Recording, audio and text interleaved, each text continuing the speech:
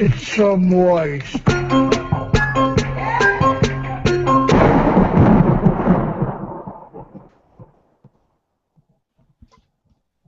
Our opening contains a bit of internet radio history.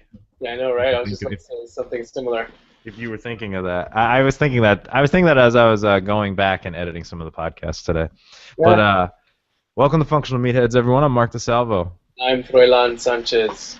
Thank you for joining us another week, another nice week of meatheadness. We're now fully in spring, so that's really nice. It's I know, right? nice. It's getting warmer out. My eyes are nice and itchy. But Yeah. you know what I will say is that I've had now a year of basically being very diligent, and this will bleed kind of like right into a project of sorts for me, Okay. or maybe that'll help other people. Uh, of clean eating, just a refined lifestyle. You know, it's been a couple year journey for me, Mhm. but for a year solid now, it's been, where I feel great, in other words, and Good. with what I'm doing, and it has helped my allergies tremendously. I still have the spring allergies, I get the itchy eyes and stuff, but it's not crippling. I don't think to myself, oh man, I can't go outside today. I'm staying inside, even though it's beautiful. But I don't do that. I mean, it's helped my symptoms tremendously. Wow. I've been doing bee pollen, local organic bee pollen from farmers market. Because usually, since I moved here, I get it in the typical times, but nothing crazy, just a little bit. But it does get the itchy eyes. But I preempted it by starting the pollen a little bit early, like right after the tail end of winter, and I found a really good brand that tastes really good. The guy normally it tastes like dirt, but the guy was telling the person that bought it for me that he grows strawberries on his farm, so the pollen has a berry-like flavor to it, Cool.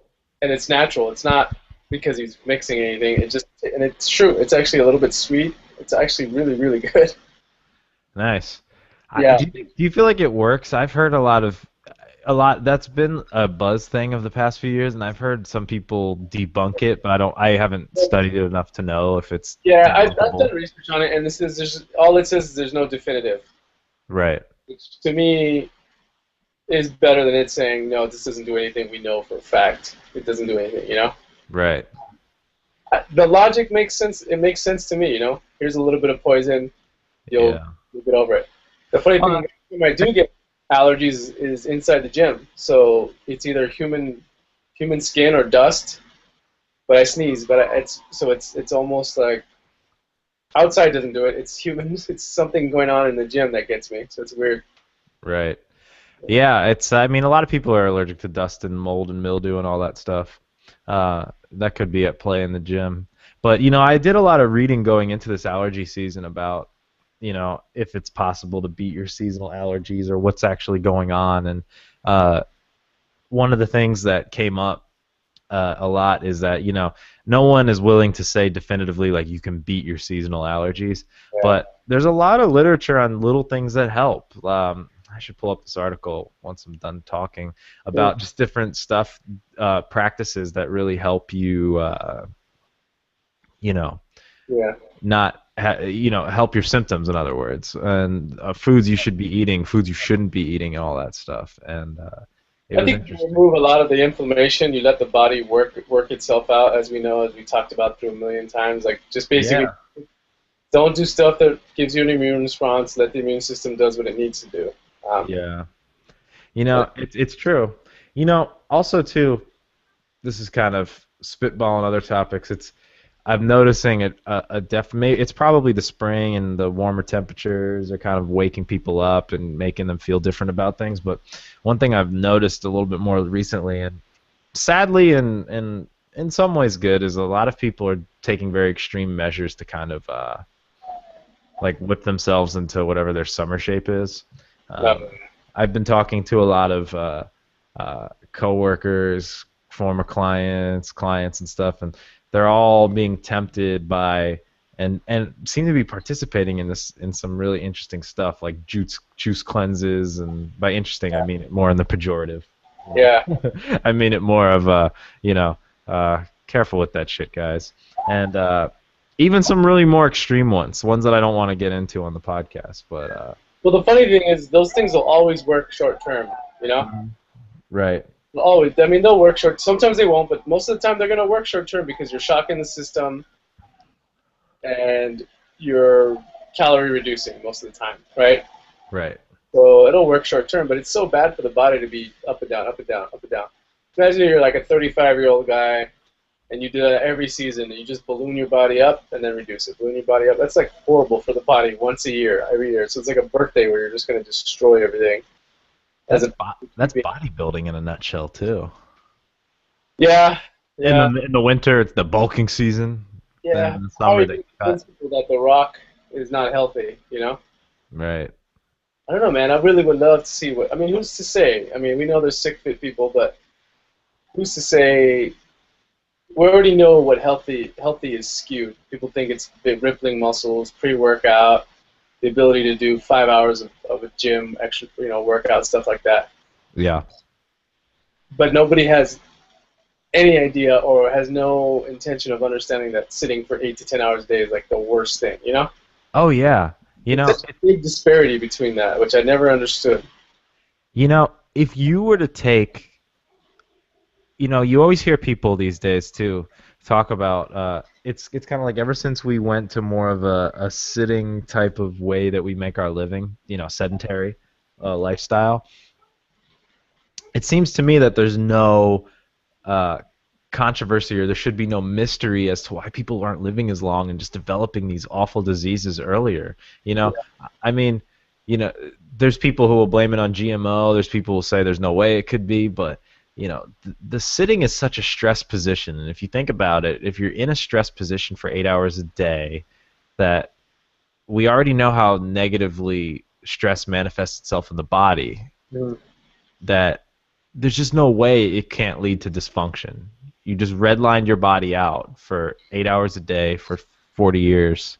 Of course it's going to be.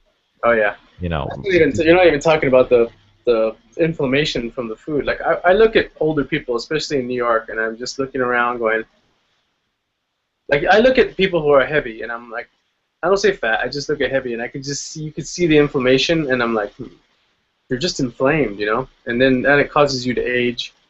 And right. Then it causes this whole, and then you become, because you're that way, you become immobile. Because you're immobile, you age. Right. So I came across, I'm going to look on my phone, I came across this, remember that old Russian doctor book that I told you about a long time ago? How to Live to 150 Years old? Oh, yeah, wow, that's been a while. I remember you talking about it, but I don't remember everything. One of the older podcasts, and a good thing I had it here, I saved it on there. So he's awesome. Like I was rereading some of this stuff, and I read this book is one of the first books that I read, and I should have included it in our to-do list, our reading list, but this is one of the first books that I read when I got on my path, and it was way over my head. It's very simple, but I was like, oh, this is stupid. This is hippie crap. But right. from 5 years ago, no, actually now it's going to be 6 years, until now, I totally understand this. And this guy's like hardcore than Paul Chek. Like, I understand this way more now because I know some more of the science behind it, and I've dabbled in it. Right. It totally makes sense to me, a lot of the stuff. So I was just flipping through some stuff, and he has this section on how to lose weight. Fascinating. So you'd think it would be the basic stuff, but his theory on how to lose weight, he goes, when you remove the causes of your obesity, you will stop gaining weight. Then you still need to get rid of the excess weight you already have. It takes 4 steps. Number 1, correct the alignment of your lumbar vertebrae. Interesting. But this is stuff that we believe too. We just we've never pinpointed it in a certain way, Number 2 is gradually and systematically increase the amount of your physical activities. That's fine. Number 3, perform internal cleansing routines and go through regular fasts. We do that. We understand that now. And number 4, he's got a little weird on the science. Combine food products correctly. So this kind of goes along with Steve Maxwell. So according to this guy's food combos, you should never mix carbs and protein. So like a sandwich is the worst thing to eat. Right. you can mix, if I understand them correctly, you can mix fat and carbs, and you can mix fat and protein, but you cannot mix carbs and fat. Now, Protein and fat at the same time. now here's an interesting thing. I'm glad you brought that up because with a lot of these like recertification tests and stuff that I'm taking lately, I've been reading a lot of books just on like the hard nutritional science, like the real boring nitty gritty stuff. And one of the things that came up recently, I was reminded of, is that higher presence of insulin in the body makes you metabolize protein more efficiently, or you metabolize it like at a higher rate. Yeah. So the working out the nutrient timing thing. Right. So like a little bit of sugar with some meat, not so bad. But carbohydrate, like this guy needs to be more specific because I can see what he means. Like you probably shouldn't be eating bread, like you said, bread and meat together. I think from reading this whole book and now reading that one section, he's more along the lines of Steve Maxwell, where it's like, remember the digestion part, but think of it in terms of a machine. Like if I put this into my car as a fuel, and it's just this without anything else, at this time, it will run smoothly. If I put this and this into the car as an additive, it'll still run.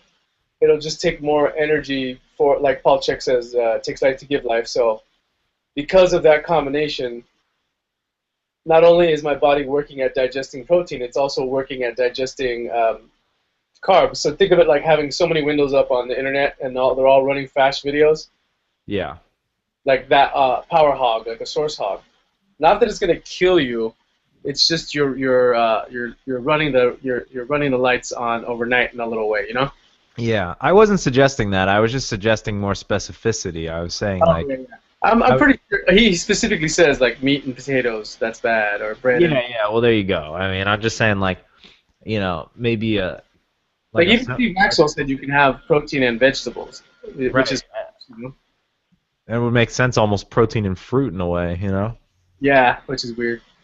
Yeah, it's a little weird, but. But the lumbar vertebrae is fascinating because his talks about how so many of your organs run through your lower back because it's all in the same area in the same region. So usually there's a definite relationship between an organ that's in distress and somebody who's overweight or a little bit unhealthy, and a locked back or a lower back problem.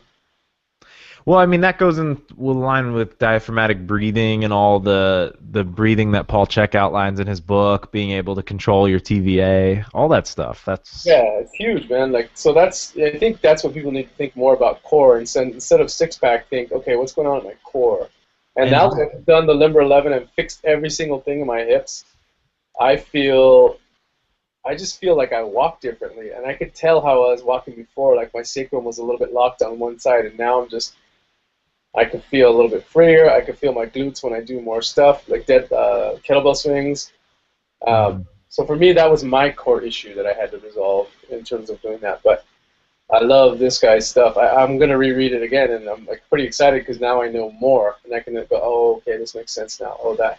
But I've always felt a perfect program for any client is obviously, anti-inflammatory, take out any sources of inflammation of food. I always would love a client to work out with me at least 3 times a week or twice a week, and one day they do yoga, or twice a week they do yoga. I've always felt that that's a fascinating thing for detoxifying, taking care of your spine, just knowing what's tight and what's not working in your body. Because before I would do yoga, and I'm like, oh, I just can't do this, and I would leave it alone, And then I learned foam rolling. I'm like, oh, I can do this better, but I still can't do it. And I was missing all these components. And now that I have them available to me, I can kind of understand. And then once you get to that level of precision where you have that body awareness to like, oh, I ate a piece of cornbread and my sacrum feels like it's locked. To other people, that sounds like you're a crazy wreck. But once you're able to link these small little things together, you get a better understanding of the bigger picture. And then you can kind of systematically knock things out to kind of make that area better, or even or not. Like, hey, I had a good weekend and I didn't do this, this, and this. Oh, wow, my back feels fantastic. Or I can feel that exercise more. So a lot of the stuff we talk about sometimes is minutia, but it's also important pieces to the puzzle that's actually going to a bigger picture of your overall health. And it's one of those things you don't understand until it clicks, and it clicks for everybody differently. Right. Absolutely. Yeah. Everyone has a different clicking point. And if you're keeping score at home, it seems as if most of these people are saying a lot of the same thing, just saying it differently. That's what I always marvel at. Yeah. These enlightened people like this guy or Paul Chek or Steve Maxwell or I've been listening to Asprey again because he had a couple that I wanted to. Because remember, I've been. Well, when we get to my projects, I'll tell you about it. But why don't you get right into your projects now, buddy? Well, because it's a preamble about. Okay, go ahead. He's talking about how Primal Movements. They had the first trainer for the Boston Red Sox on there. He was talking about how. Very simple, basic stuff. A lot of stuff I learned when I was training at another gym. Functional movement screens, eating anti-inflammation foods, just kind of getting to that level. Even they said that the girl from the Lakers, the doctor that's been working with the Lakers, and she has them eating liver, grass-fed liver, and bulletproof coffee, all kinds of stuff. Kate Shanahan, I think it's one of the last 5 that he did. Now, did they hire her before they sucked or after? Yeah, right. I was going to tell you. I have no idea. I wonder if it's a legacy thing or they just have no horses. They don't have any horses right now. Yeah, I know. I'm just being an asshole. But you're right though. Like Kobe's been injured, but I bet you Legend, he probably would be one that wouldn't. I don't see him like I'm not gonna eat liver. Yeah. Like Michael Jordan didn't do it until he lost an edge. Right. Stopped doing all of this stuff, but now he's whatever. He's happy. But yeah, go back to some of those bulletproofs. He's got some good stuff, but he was talking about the nervous system, and it all comes together. Like I get, like the minutia of what I was talking about. The reason I brought this up is, so I listened to the Steve Maxwell one. He gives me some ideas, and then I remembered some of the old bulletproofs that I listened to about the same issues, and I went back to that, and I started putting the puzzle together because it's my job, and the one I love doing this part, like it's the solving part. Right. And for one of my projects, I've been trying exactly what he said. I've been trying to strengthen my nervous system because Steve Maxwell said that from his research, if you have a weak nervous system, you will be good at endurance sports. And I am an endurance athlete. All through college, all through high school, even now, I've been a good runner. And I was like, that's fascinating. And if your nervous system is strong, you'll be more of a bodybuilder, like a better, stronger. And it makes sense to me. If you think of your body, your nervous system is the matrix of your body, right?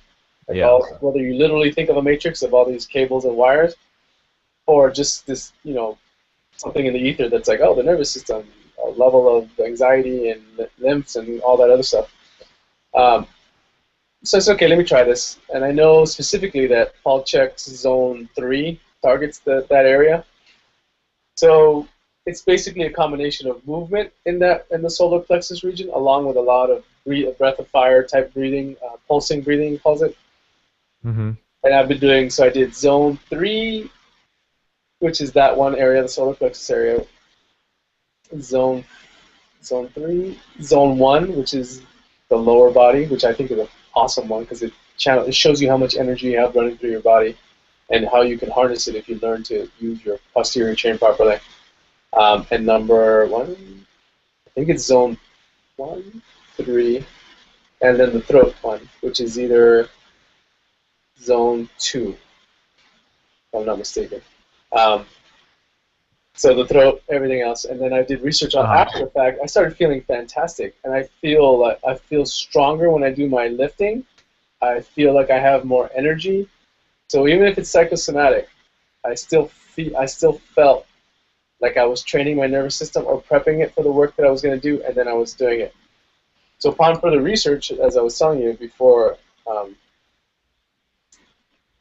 getting in there, it says, I was like, okay, the biggest one that he does that's with the solar plexus is the breath of fire. And breath of fire is the foundational breath techniques used in the practice of Kundalini Yoga. It's done by pumping the navel point in and out while breathing rapidly through the nose. It is always practiced through the nostrils with the mouth closed.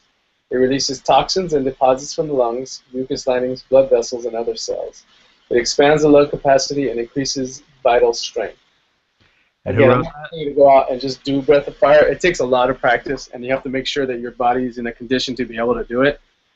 Um, so start off small with some smaller other Kundalini stuff and see if you can go from there. Who wrote that? Who were you reading This from? is Kundalini, www.kundalini, dash yoga dash info.com / breath dash Interesting. of fire. So yeah, just Google that. Yeah, Google benefits of breath of fire. And then here's a whole list. If you do 5 to 15 minutes every day, it is the best way to keep the blood purified. Start with 3 minutes and work up. 31 minutes of breath of fire every day will regulate the pituitary, and the pituitary will regulate the entire glandular system. The glandular system will change the nervous system. Bang. I wonder if that's because you're asphyxiating yourself. Well, you are, but you're also stimulating. You're not really asphyxiating yourself because, Hyperventilating or yeah, well, theoretically, yeah, you're doing that, but you're taking violent breaths in, violent breaths out. They're not full breaths, but so you may not be breathing. Yeah, it's more hyperventilating because you may not be breathing a long, deep breath, but you're breathing multiple short, fast ones in a short period of time. So you're basically telling the system to do something. Now, what's interesting to me though is what you said right at the beginning of that though is that the suggestion that you have a weak nervous system if you're an endurance athlete, because that goes against a lot of the conventional wisdom of which they don't exactly know where everything comes from, that it's more in fiber distribution that determines your aptitude for a certain type of sport. So this would almost take it a step further, presumably, in trying to imagine, okay, why are people's fiber distributions differently? Why do I have more type 2 than Freud's type 1 or whatever, you know? I'd have to do more research on what Steve Maxwell said, because let's just say we have, yes, there's natural different amounts of everything, but if I can tap into more of my type 2 because I'm working with my nervous system, which I have, and I've always felt like I was never really a fast guy, you know? But Right. now that I've tapped into my glutes and I have glute activation when I run and walk, I definitely feel faster in terms of, running when I play soccer or when I'm just running out and about. I feel like I have access to more power. So it's a very interesting thing. I guess we'd have to hit up Maxwell to see what his research is on that end, but pretty good. Yeah, that's a bold statement. I mean, maybe we're just missing the point, but yeah. It seems interesting he'd say it too because his background is in jiu-jitsu, martial arts, and there's a lot of endurance that goes into that, you know? Well, I agree, and I don't think he would be calling the top BJJ artist in the world a weak nervous system. they train at it though. And think about it, Hickson and Maxwell and his son, I'm sure, do a lot of breathing stuff, and they're both known for just being beasts, you know? Right. I thought it was so amazing that he said on the Rogan podcast that he always thought it was funny that the Gracies for years, their breathing techniques were a huge part of their success, but they never shared them with anyone. So everyone was always so obsessed with their technique in terms of like, oh, this is how they do a rear naked choke, or like, look at the way they do a spider guard or something like that. But what they were doing every day was spending an hour and a half on the beach breathing, and ultimately that might be what kept it, and in our view, was probably what set them apart, something that nobody was doing. Yeah, and it took people figuring it out. So maybe it's a way to balance both systems, you know? Yeah. Jiu-jitsu is such a weird sport, too, in that, I've never, I've played a lot of sports in my life, but I've never played one in which you feel like your energy system switched so rapidly that there's a moment where you're like, oh, I just need to concentrate and get every fiber of my body to push, like a bench press or something. And then there'll be another moment where you're just like, the cardio needs to be better here. That like all you want to do is just keep breathing. It just it shifts so rapidly. It's really amazing if you have that type of awareness with your body and you think of things like that. Mm-hmm. Jiu-jitsu is a real trip when you're rolling with someone. Well, if you think about it, you're basically hyperventilating when you're doing that stuff. You're not really taking awesome deep breaths when you're wrestling with somebody or in. Right. I So, mean, and that's why a lot of jujitsu guys, at least my teachers, they're all about making yourself comfortable and never breathing too hard. It's always about staying relaxed, stay loose, stay loose. let me go into more of this stuff here. So, 31 minutes of breath of fire regulates the nervous system, burns away all disease and karma. Conscious voluntary breath stimulates the solar plexus to release natural energy through the body, which is, I feel it's true. Raises the voltage of the nervous system. Produces a global alpha rhythm in the brain when practiced correctly. Increases physical endurance when needed in survival or competitive situation. Strengthens shaky nerves. Stimulates the navel point to generate constancy in both your mental and physical realm. For example, it can help correct the inability to keep a promise. Wow. Inability to concentrate through distracting factors. I do feel more focused when I do it. Quickly oxygenates your blood, thus helping the body detoxify itself and remove waste more effectively. Expands lung capacity where someone wants to suspend breathing for a long period of swimming underwater. Wow, good. Generates heat and increases your level of energy by activating the energy flows in your body. Releases toxins and deposits from the lungs. Helps you regain control in a stress or survival situation. Changes your aura and circumvent force to give you greater protection against negative forces. Interesting. Can help overcome addictions and cleanse you of the bad effects of smoking, drug taking, sugar, alcohol, tobacco, and caffeine. Balances and strengthens the nervous system. Magnifies the benefits of exercise done in conjunction with this breath. I love working out right after. Now, It improves the digestive system. Hold on real quick. Almost done. Breath of fire done through the nose. The body stays relaxed. The breath of fire navel point. The next to the navel point. Hold in only on the. Ooh, weird. Interesting. Okay. Yeah, that's a lot of stuff. As you relax the navel and chin, right toward the spine. Essentially, your navel point is pulled in only. Oh, interesting. Wow, I didn't know that. So you have to pull your navel in when you do your breathing, and when you exhale. interesting. Yeah, I have to remember that. Okay. Yeah, it's interesting stuff, man. If it does all this stuff, then how come nobody's doing it?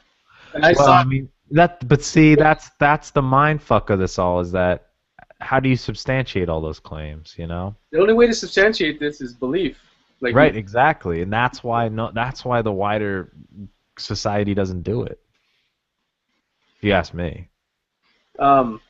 if you watch the Hickson documentary, the one, I forgot what it's called, the one Joe Rogan talks about. Yeah, I know which one you're talking about. Yeah, we have to think of the name now because I want to tell people to watch. We told people to watch it. It's called, Choke. Choke. Yeah, he's in sitting with his legs crossed and he's doing it. There's a sign where he's doing this exact type of breathing, and his eyes are closed and he's meditating or however he is, and he's learning how to do it. So it's pretty fascinating. What's weird, what got me today was I just did pull-ups today and I felt so good. I usually hit the number that I usually hit, which is like, I just care about volume when I do them. I don't really care about doing like 12 resting, 12 resting, 12 resting, or 15. What do you mean by volume? Like I'll have a number in my head. I go, today I want to do 60 pull-ups. Oh, like overall, yeah. And then throughout the day I just do 60. So I don't do 60 and then in a half hour. I do 60 all day long. You know what I mean? Right. But normally I have a number that I stop at and then I rest. So today I was able to do twice as many without actually having increased any of my numbers in the past 3 weeks. So I'm thinking along the lines of just the matrix is stronger. I'm not, just like if eating a piece of pizza will take time away, I've laid the groundwork for the nervous system to actually let it do what it does, and then I can work out, and it can take the part that it needs to. Anything else is not involved. Right. Yeah, I wish we could understand that type of stuff. And this is cool because this is all stuff that there's no Fitbit for Breath of Fire, you know? Right. Yeah, exactly. There's nothing that could measure that. Yeah, I mean, it's like you said. I mean, yeah, I believe you have to believe in anything in life. I think that it's just it's sort of weird for people, and there's a lot of powers against more weird experimental things like that. They would have to have the amount of Breath of Fire studios or Kundalini studios that we have Pilates studios for people to start. Breath of Fire Studio. That's the name of our gym. Boom. The lineup. There you have it, folks. Sunset Breath of Fire Studios. Breath Sounds of Fire. like a cheesy action movie place. It sounds like what? Cheesy action movie film studio. I know. It sounds like we're Steven Seagal trains. The Fire Studio. Yeah, exactly. We have pictures of the Choke movie poster on the wall, which I'm looking at right now on Google Images. What's that movie? Dude? I'm surprised you haven't seen it yet. Yeah, I have to watch it. I don't watch a lot of things these days. I read a lot. I listen to a lot, but I don't. Dry? Do you watch Paint Dry? I watch paint dry. How about you? What's going on with your projects? Well, I was talking. Most of what I'm interested in now is kind of what I was talking about at the beginning of the show with the allergies, and the other thing I mentioned last week is that I bought a bike, and what's funny is that I was thinking that by buying a bicycle, that I would be able to kind of give myself some more type of endurance work to do that wasn't running, and that was kind of that was the plan, And the reason I didn't want to do running is because I was just like, there's just on top of all the therapy and mobility work I'm doing right now to make things better for myself, limber 11s, foam rolling, lacrosse balling. I didn't want to make it worse on myself until I healed by just running myself into the ground, Yeah.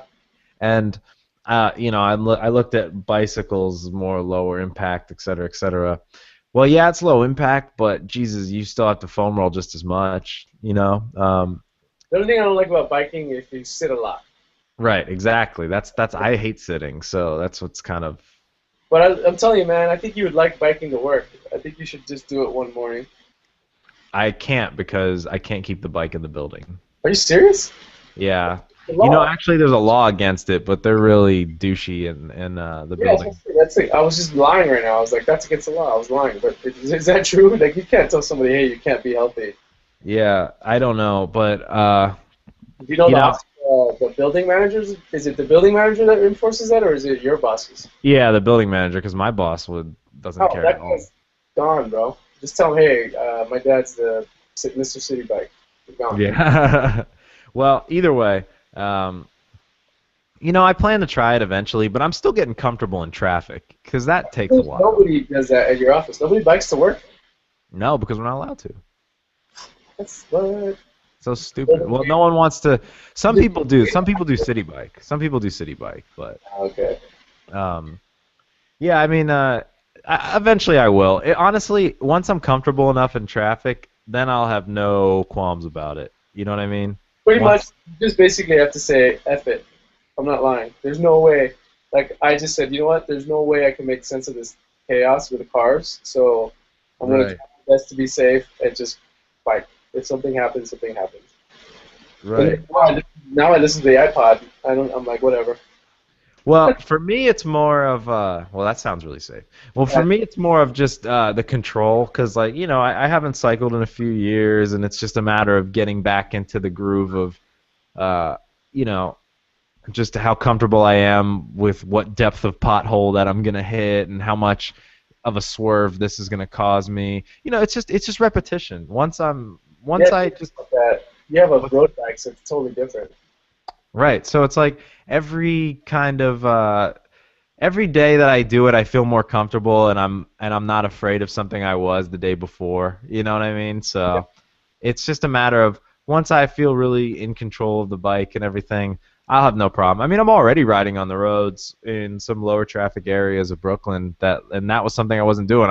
Anytime I saw a car, I was walking the bike the first day. Oh my God, you're awesome. But that's the good part about living near Prospect Park, is once you're in the park, it's all bikes and runners, so I was fine. A lot of biking dudes there. Yeah. It's fun. The Prospect Park seems so much smaller on a bike because you get around it so much faster. Oh, yeah. When I run, I see people do loops, and I'm like, damn, you guys did the big loop, so that's crazy. Yeah, I mean, like I did 2 big loops in Prospect Park this morning, and it's funny though when they say when you're in like I loved how Steve Maxwell put it. People are always looking like, oh, you look like you're in shape. You know, you should be able to do this. I'm in jiu-jitsu shape. I'm in weightlifting shape. I was not in biking shape. You know, it's like it's hard. Those first couple days, and even to this morning, it's hard. You know, those hills are tough.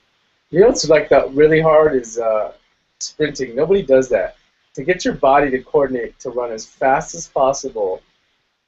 I love it because it reminds me along the same lines of what you're saying. It reminds me of what Kelly Starrett has a test to see what's wrong with your body. And I think you start off on your knees, and then you jump up into a squat. So you start from the knees, jumping up. If you can do that, and it won't be pretty, but you'll reveal a lot of stuff of what's going on in your body just by like how you did it. How did your body manage to get you up? Some people are smooth and they're awesome, they're perfect. But then the people like us that'll be like, like whatever, you know, I whipped my neck just to be able to get that extra inch, you know? Right. You know that you have to do all kinds of stuff like that in jiu-jitsu. Like there's all types of drills we do and all this like, hey, try to not use your hands to get back to your feet and all this kind of stuff, you know. Wow. A lot of that. It does reveal a lot, you know. Like sprinting, I had a client today sprint. I've been doing a lot of the Man of Steel workouts with my clients. You're gonna have to send me some of those because I'm curious to see what you found. It's pretty awesome. So like, it's tough. You could totally understand programming in a different level after seeing this guy. You know, between seeing DeFranco's program and now this guy's program, I totally see how Superman looks like Superman. Right. Well, the other thing I've been working on, and this is more of a mental, spiritual, life balance kind of project, is you know, it became apparent to me a few weeks ago that, and I willingly entered this, that there's going to be points in your life sometimes where you know that you're redlining yourself. You know, you shouldn't do it. You know, the whole point of this podcast and kind of what we do is to make sure you're not living in a constant state of redline. But you know, there's times though that when you're trying to get something done, that you sort of say to yourself, you're like, all right, this is going to last for a week, but I got to do it in order to do this, you know? Yeah. You have to make yourself uncomfortable sometimes. Well, I was saying that to myself for like 3 weeks straight, and, you know, definitely started to feel the effects of it. You know, I was talking about overtraining last week, and, you know, it comes from, you know, the fact that, you know, I'm always doing training research.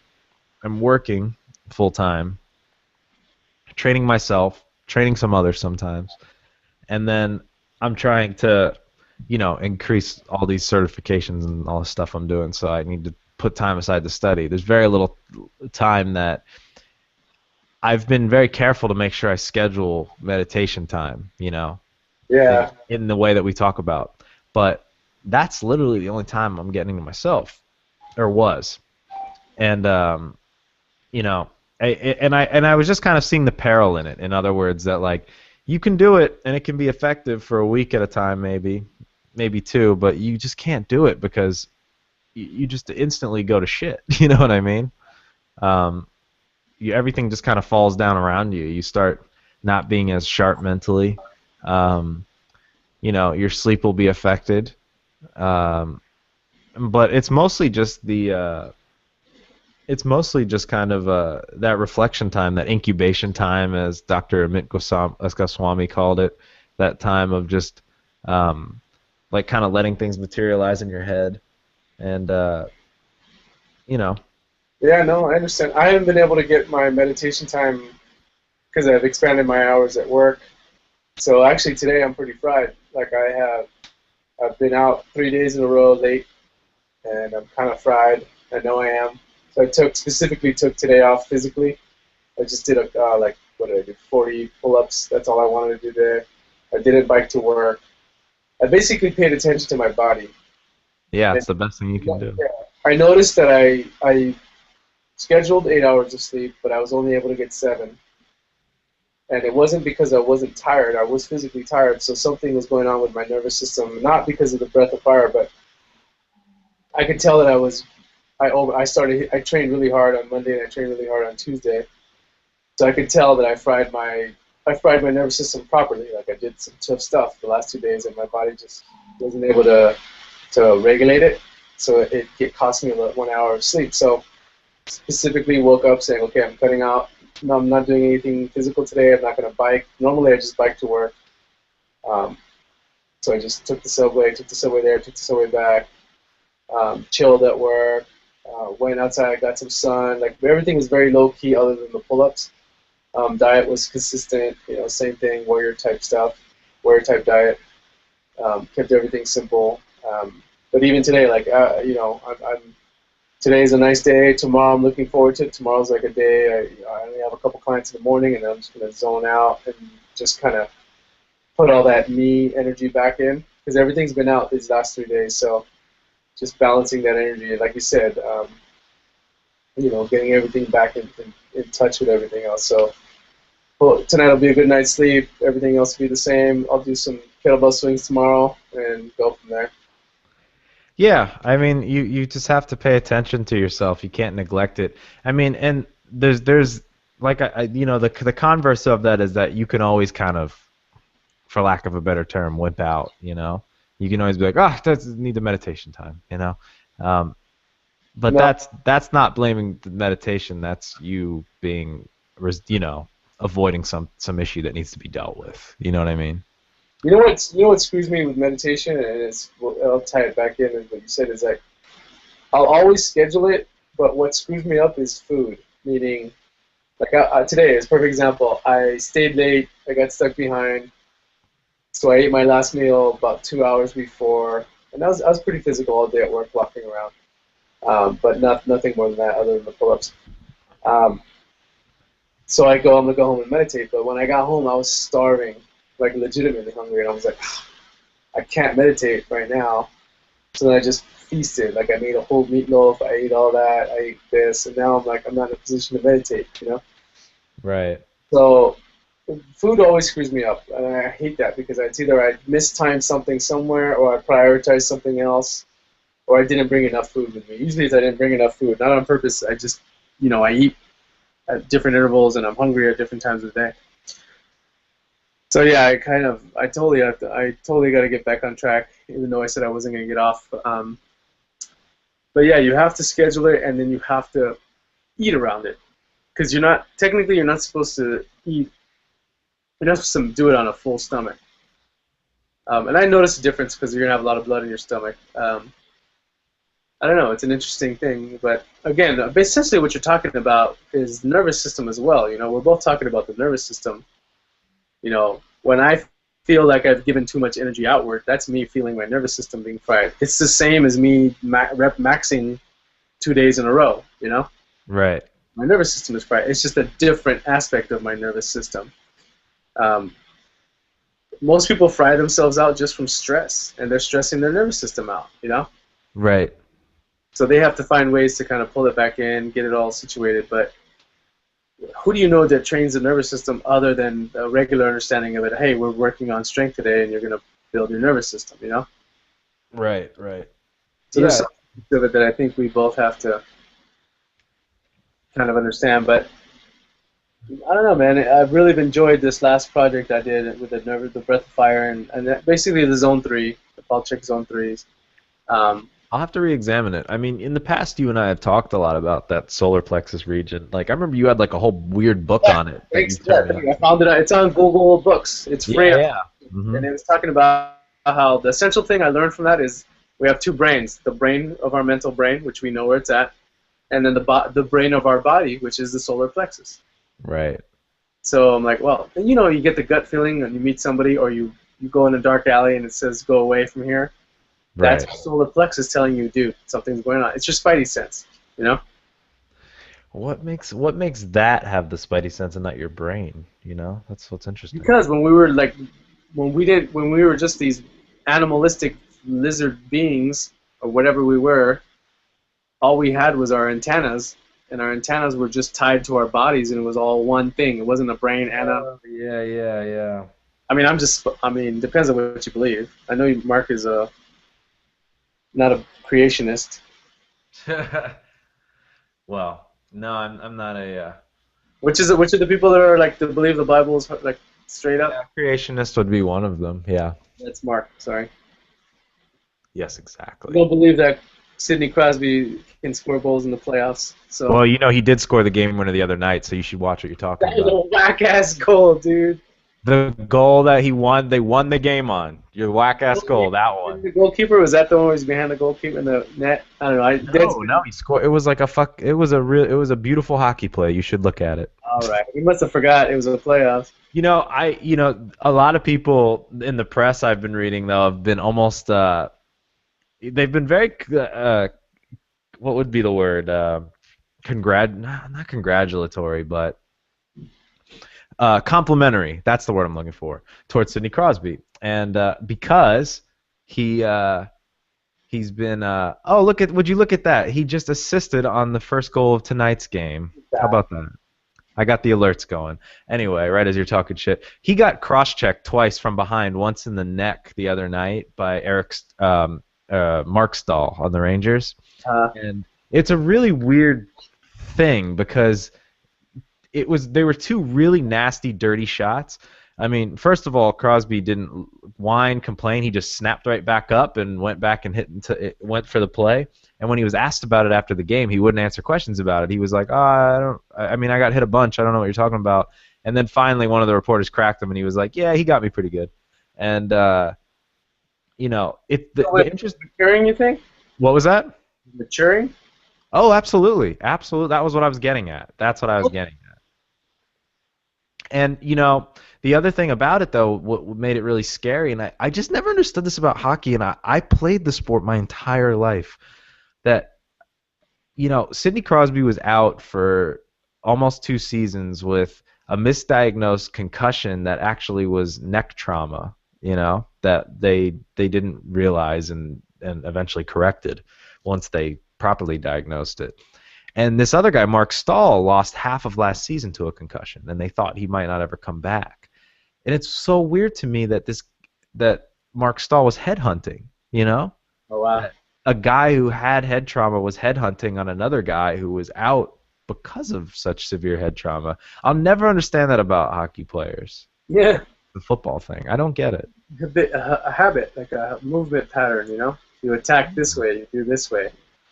So weird, though. Probably an ego thing for him, too, to like, hey, if I remove this, it's part of who I am as a player, Right.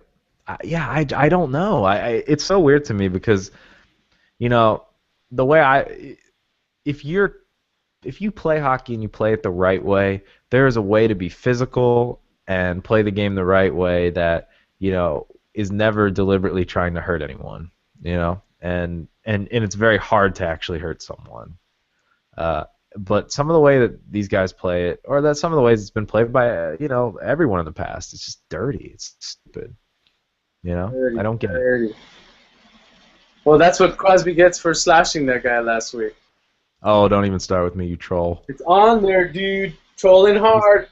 Yeah, he got 2 of his sticks broken that game, though. That was why it was so crazy to me that he got the penalty for that, and he had both of his sticks broken during that game. Come on, man. He's not Michael Jordan. He's not going to get the calls.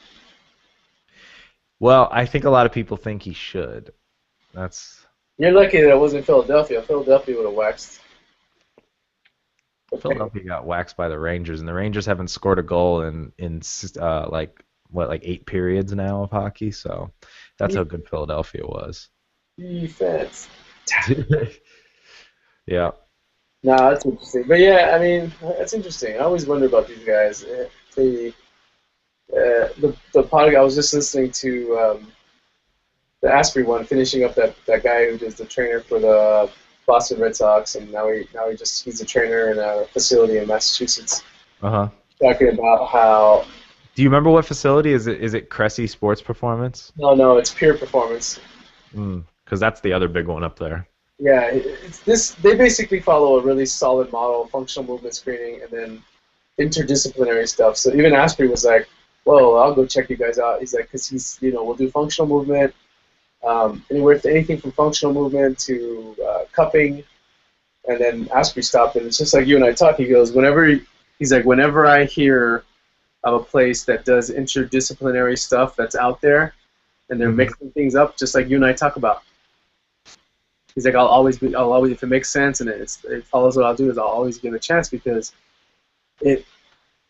that stuff makes. He says, I find people that stick to one thing, like just CrossFit, they're missing out on so much. And it's just like we talked about. There's nobody here to synthesize. So if you're a good trainer, you're literally just going to synthesize all this stuff, you know, like acupuncture to foam rolling to deadlifts, you know? Right. Fire, you know, you're bringing that in. And I still believe that there is a perfect way to do it in a session where you do a zone, you do a hard workout, and then you end with a zone.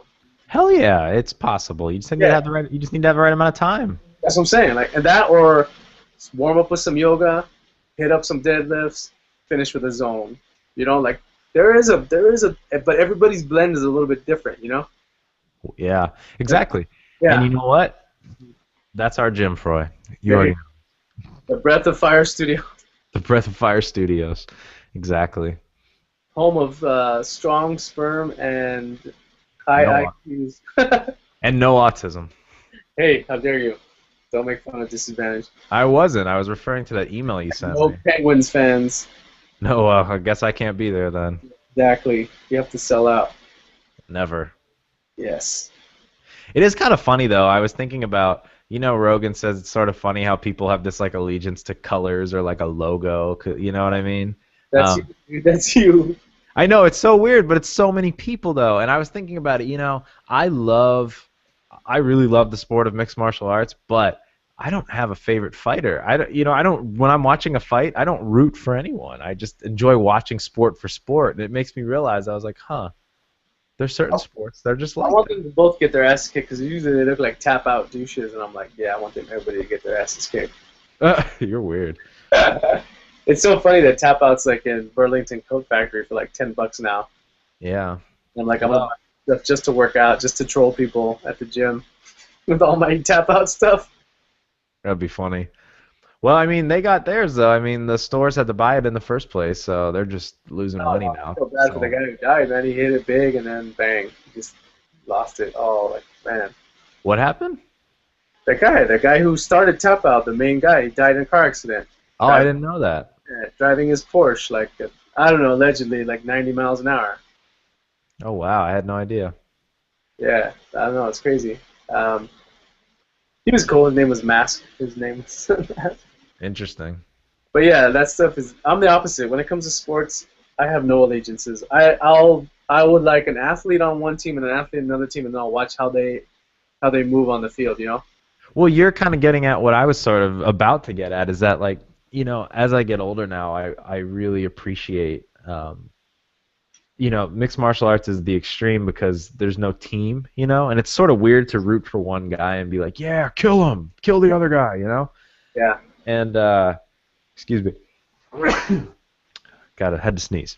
But it's sort of weird to root for one or the other. And, you know, I love a lot of my allegiance to the sports with that is I grew up in a heavy sports town, you know? So a lot of the Pittsburgh sports things bring me to my childhood, but you see the Steelers are going to draft Manziel?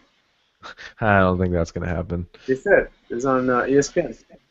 You are the biggest troll. We need that animation. Troll hard. That's my favorite. I love that thing. I look at that thing. I know, it's really great. And you know, I was watching Penguins-Rangers game the other night with a friend who's a really big Rangers fan.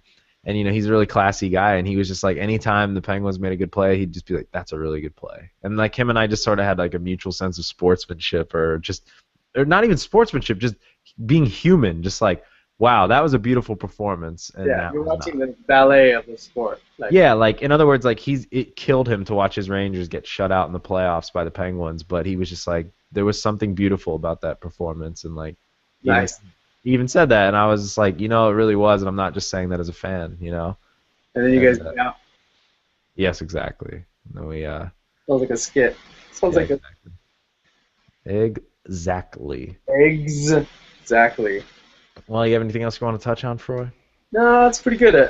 Just tell people, like, hey, if you're I would say, like, if you're stuck in a block, you can't seem to get any stronger, or you can't seem to make any changes in your body, you just seem stuck, you've hit your limit or your plateau, research stuff to how to make your nervous system healthier, whether it's breath of fire or acupuncture, um, something, something along those weird lines that Mark and I have all this weird stuff. We always a zone, something that Mark and I always talk about, Kundalini yoga, and then see if you can break through. I would be fascinated to see if it's doing what it's doing for you to do for me. I would love to see that because there's Right. other ways to think about training the nervous system other than lifting something really, really heavy once. Right. And just remember, it's always the mind-body connection. The chances are is that if you're interested in your health, you're doing the part for your body, but where's the mind? I mean, I know the nervous system is part of your mind, but a lot of these nervous system things that Freud was just mentioning, it's a lot of it has to do with just the way you breathe. Yeah, It's a lot even of if you're just meditating. Yeah, meditating, exactly. It's all of these things that are like the anti-movement, but they only enhance the movement. And it goes to show you it's all about this weird balance. It's just about these weird, you know. Yeah, now think about it. Like you said, if you would tell me, hey, here's Brazilian Jiu-Jitsu, go be good at it, the last thing I would think about would be breathing. And that would 90% of the people on earth would be like, yeah, breathing, whatever, go run or do Right. this. Exactly. And that's like, Master your breathing, which is a totally different thing. the moment you get in there, at least at my academy, it's just all like it's all about the breathing. With this one teacher, he's just like, he's like, you're on top now, fold, or he calls it melt. And he'll yell that like when we were at like tournaments and he was cornering guys from our school. If a guy had side control or whatever, and he wasn't like necessarily putting his hips or weight into him, he'd just be like melt, melt, just meaning relax onto him. Or when someone's on top of you, breathe. It's breathe. It's all about breathing through the stomach. It's all about making the other guy uncomfortable. So, and that's kind of what it is. It's all about just making yourself comfortable. Just think about that at work. If you're sitting a lot, how can I make myself comfortable right now? Do I need to get up every 20 minutes? Then do it. Yeah, It's all that kind of stuff. definitely do it. Or think about what's going on in your nervous system when you're sitting at a desk for 8 hours. Yeah. Whew.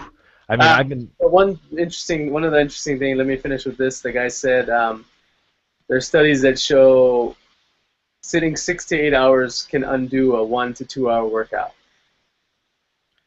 I've heard things like that. Who said that? That was the B.J. Baker guy on Bulletproof. Yeah, I mean, I always feel that way, not so much at face value, like, oh, you're undoing the calories burned and this and that. I think of it more as like it's like I did the Limber 11 this morning. Yeah. I deadlifted, I did all these mobility exercises, I basically wrote the Kelly Starrett book, and now I'm sitting for 8 hours. So you basically did the Limber 11 in the morning, and then you did the Immobile 8 for the rest of the day. Exactly. The immobile 8 hours. I like that. And that's exactly what it's like.